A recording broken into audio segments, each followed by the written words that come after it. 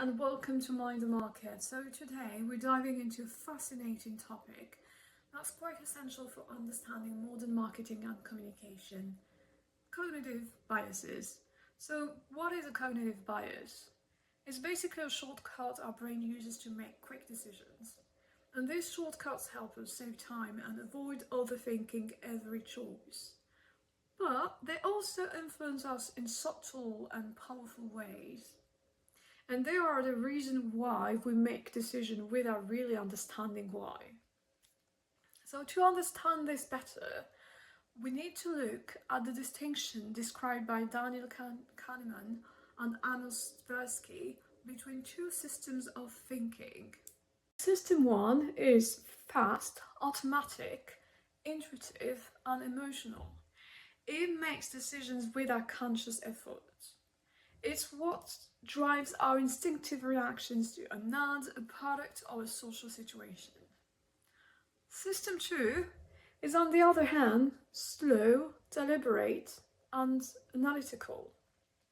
With System 2, your brain compares options, weighs pros and cons, and justify our choices after the fact, basically after, say, System 1 made a decision.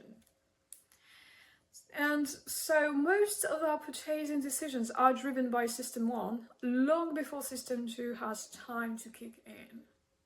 And in marketing, understanding System 1 means understanding how to subtly influence consumer choices. But that's not all. Our decisions aren't guided only by logic and emotion. Pierre Bourdieu explains that our habitus, our disposition, taste, and habits, along with our cultural and social capital, shape what we see as desirable or prestigious. So what we buy is never neutral. Our choices reflect our social position and cultural environment. We can group cognitive biases into three main families that marketers use. First, classical cognitive biases like anchoring, scarcity, the halo effect, and confirmation bias. These relate to how our brain processes information and evaluates options. Second, emotional biases, which directly influence how we feel. Fear, desire, pleasure, and even nostalgia can guide our choices more than pure logic. And third, social and cultural biases influenced by our environment and the people around us.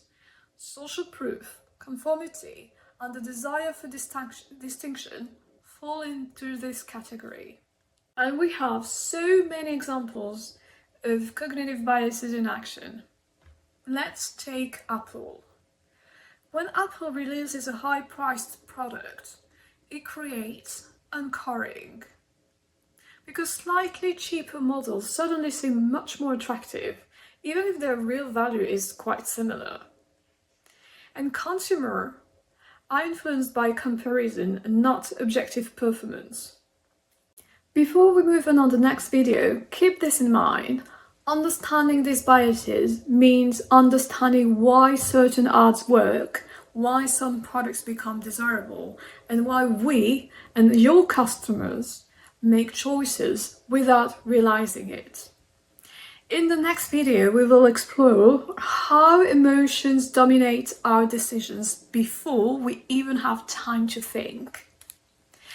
But before we end this video, a quick question for you. Which system is fast, intuitive, emotional, and acts before we consciously think?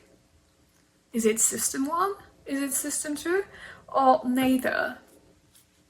Let me know the answer in the comments. And keep this distinction in mind, because it will be essential throughout the whole module. See you next time!